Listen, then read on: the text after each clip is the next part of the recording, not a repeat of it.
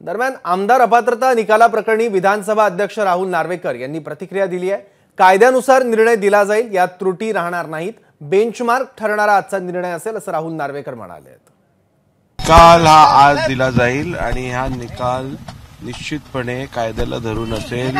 संविधानातल्या ज्या तरतुदी आहेत त्या सगळ्यांचं पालन करून सर्वोच्च न्यायालयाने जे आदेशात प्रिन्सिपल सेट केले आहेत त्याच्या आधारावरतीच हा निर्णय असेल आणि या निर्णयातनं सगळ्यांना न्याय मिळेल। या निर्णयातनं 10th शेड्यूलमध्ये ज्या बाबींचं इंटरप्रिटेशन आतापर्यंत झालं नव्हतं त्यातून निश्चितपणे हा अत्यंत मूलभूत आणि अत्यंत बेंचमार्क असा निर्णय असेल आणि या निर्णयात कुठच्याही त्रुटी राहणार नाहीत एवढा आपल्याला आश्वासित करतो।